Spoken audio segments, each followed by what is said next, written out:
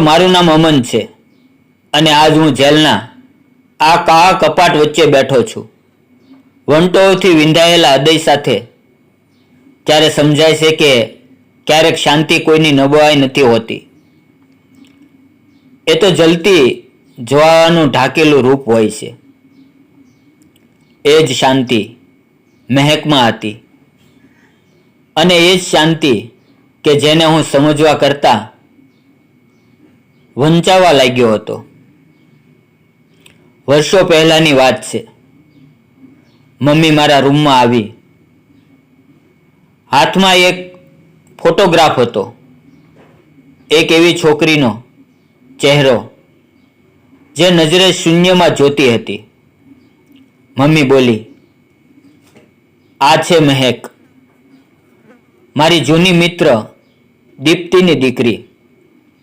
એ એકલી રહી ગઈ છે.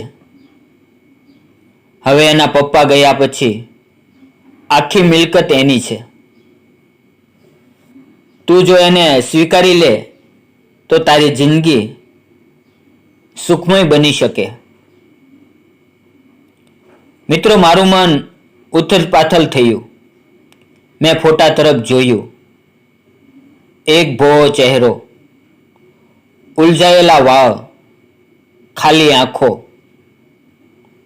મમ્મી ખૂબ જ નિશ્ચિત સ્વરે બોલી, એ થોડી શાંત છે. લોકો કહે છે કે થોડી માનસિક રીતે અસ્થિર છે. પણ તું જોઈને નિર્ણય લે. અંતે ભવિષ્ય તો તારું જ છે. એ શબ્દો જાણે મારા મગજમાં ઘૂસી ગયા. ભવિષ્ય. પળભર માટે લાગ્યું કે હું કોઈ ભવિષ્યની ઓફિસમાં બેઠો છું, જ્યાં એક સીલ પડેલી ફાઇલ સામે છે, જેમાં લક્ષ્મી છે, સુરક્ષા છે, સામાજિક પ્રતિષ્ઠા છે. મહેક એ નામ મને વ્યક્તિત્વ નહીં, સંભવિત સંભાવ લાગવા લાગ્યો. પછી મહેકને મળવા અમે તેના ઘરે ગયા. તે એક પછાતેલી બંગલી હતી. બગીચામાં કોઈ દિવસ પાણી નહીં મળ્યું હોય એવી સૂકી માટી, અંદરથી એકદમ નિસ્તેજ. તે જમીન ઉપર બેઠી હતી અને ભીની આંગળીઓથી માટી પર ગોળા દોરી રહી હતી. અને એની મમ્મી એને કહી રહી હતી, મહેક, લોકો આવ્યા છે, થોડી શાંત રહે. તેણે મારી તરફ જોયું. તેની આંખો ખાલી હતી, પણ એમાં કશુંક ભરેલું હતું, જાણે ભીતર એક વાવાઝોડું દબાયેલું હોય, જે બહાર દેખાતું નહોતું, પણ જે કેટલાક શાંત હોય એટલું જ વધારે ધમાકેદાર બની શકે. મમ્મીએ મારો ખંભો દબાવ્યો. તારે હવે નિર્ણય લેવો જેટલો સમય નથી. તારે હવે નિર્ણય લેવા જેટલો સમય બાકી નથી રહ્યો, જે તારી ચાંદની બની શકે છે. અને એ છોકરી સામે બેઠી છે. હું ચૂપ રહ્યો. નક્કી કર્યું કે હું મહેક સાથે લગ્ન કરવા છે.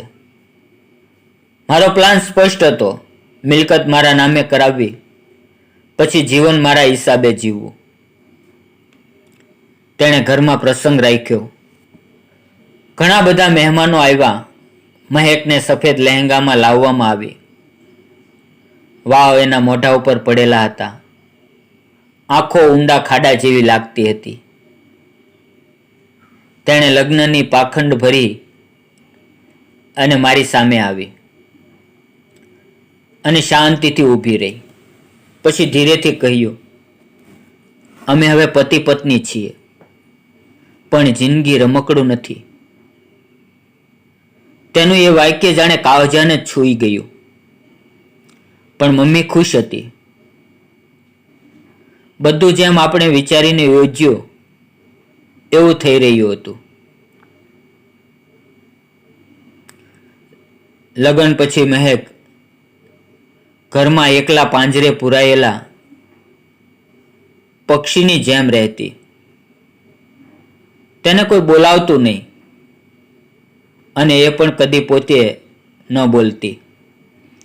હું ઓફિસના કામે વ્યસ્ત થઈ ગયો.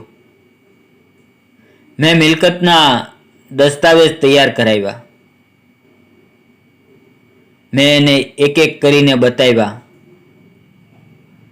અને એ પણ કંઈ પૂછ્યા વિના એ બધા પર સાઇન કરતી ગઈ. એ શાંતિ હવે મૌન સહમતિ લાગતી. દરેક દસ્તાવેજ ઉપર એની સહી પડે એટલે હું એક કદમ નજીક. હવે એ બંગલો, એ ફેક્ટરી, તેના 2 પ્લોટ, બધું હવે મારા નિયંત્રણમાં આવતું ગયું. એક સાંજે એણે મને જોઈને કહ્યું કે તું જે લઈ રહ્યો છે એની કિંમત ઘણી છે. કદાચ તું એ ચૂકવી નહીં શકે. હું હસ્યો. છોકરી પાગલ ગણાય છે અને આવી વાતો ક્યાંથી કરે છે? પણ એ વાક્ય હંમેશા મગજમાં ચડી ગયું. એક દિવસ હું ઘરે વહેલો આવ્યો ત્યારે ઘરના પાછલા રૂમમાંથી અવાજ આવ્યો. બહાર એક ગાડી ઊભી હતી. એક અજાણી છોકરી ઘરમાંથી બહાર આવી. મેં પૂછ્યું તો મમ્મીએ કહ્યું કે તે એની થેરાપિસ્ટ છે અને તે દર અઠવાડિયે આવે છે. મને હવે થોડી બેચેની થવા લાગી, પણ મારો પ્લાન મારી નજરે સફળ લાગતો હતો.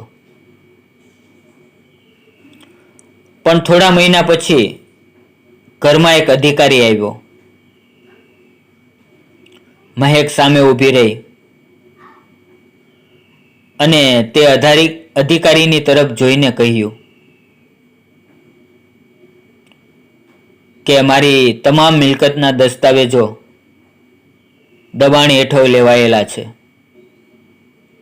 અને હું આ અંગે તપાસની માંગ કરું છું.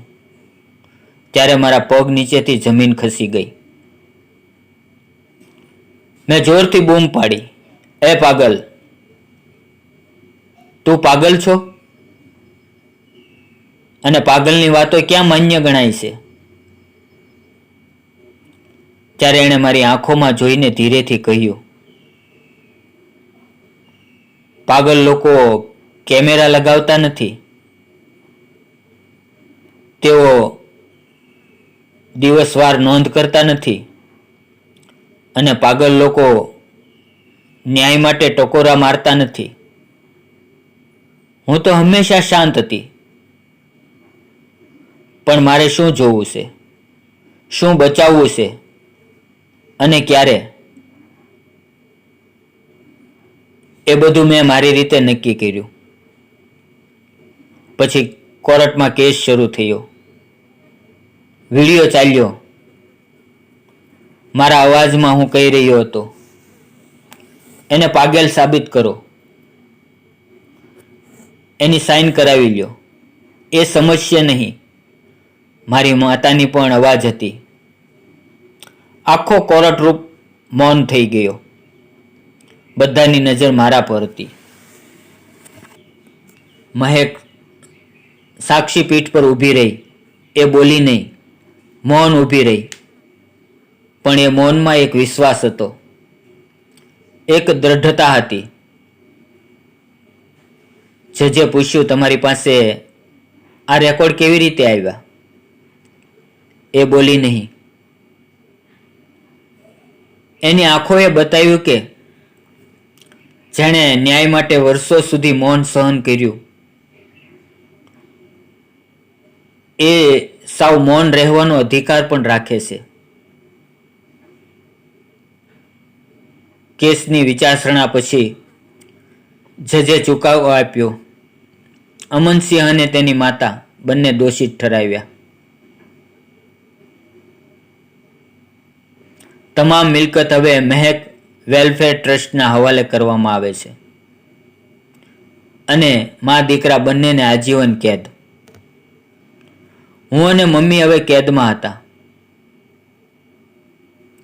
દિવસ રાત વચ્ચે ભેદ ન રહ્યો. મારી મમ્મી આખો દિવસ એક ખૂણામાં બેસીને દિવાલને જોઈ રહી હતી. એક રાત્રે મેં જોયું એ આંગળીએથી દિવાલ પર લખી રહી હતી, તે પાગલ છે, હું નહીં. આમ જ વર્ષો વીતી ગયા. એક દિવસ મહેક જેલમાં મને મળવા આવી. એ હવે બદલાઈ ગઈ હતી. તેના નેત્રોમાં તેજ હતું. ધોવાયેલા વાળ હવે ઊંચા બંધાયેલા હતા. એણે મને જોઈને કહ્યું, હું તને માફ કરવા નથી આવી, ફક્ત તને બતાવવા આવી છું કે ન્યાય કદી અવાજથી નહીં થાય. ન્યાય તો શાંતિથી આવે છે. જતા જતા એ એક વાક્ય બોલી ગઈ, તમે જે દરેક જીત મનાવી એ સામે હું એક ચૂપ રહી, અને એ ચૂપ્પીથી જ આખો ચુકાદો લખાઈ ગયો. એ ફરી પલટીને જોયા વિના જતી રહી, પણ મારી અંદર રહેલા અવાજોએ હંમેશા માટે મૌન લઈ લીધું. મિત્રો, આ હતી મહેકની વાર્તા, એવી સ્ત્રીની જેની શાંતિને દુનિયાએ નબળાઈ માની, પણ એ શાંતિ જ એક દિવસ પુરાવા બનીને બધાને મૌન કરાવી ગઈ. જો તમે પણ ક્યારેય કોઈની શાંતિને પાગલ પણ ગણાવ્યું હોય તો હવે સમજી જજો, કારણ કે ચુપ્પી એ નબળાઈ નથી, એ સમયની ભાષા છે, અને સમય જ્યારે બોલે છે ત્યારે ન્યાય હોવાનો અવાજ દુનિયા સાંભળે છે. મિત્રો, વિડીયો ગમ્યો હોય તો વિડીયોને લાઇક અને ચેનલને સબસ્ક્રાઈબ જરૂર કરજો. ફરી મળશું આવતીકાલે એક નવી વાર્તાની અંદર. ત્યાં સુધી આવજો. વિડીયો પૂરો જોવા બદલ આપ સૌ મિત્રોનો ધન્યવાદ મિત્રો.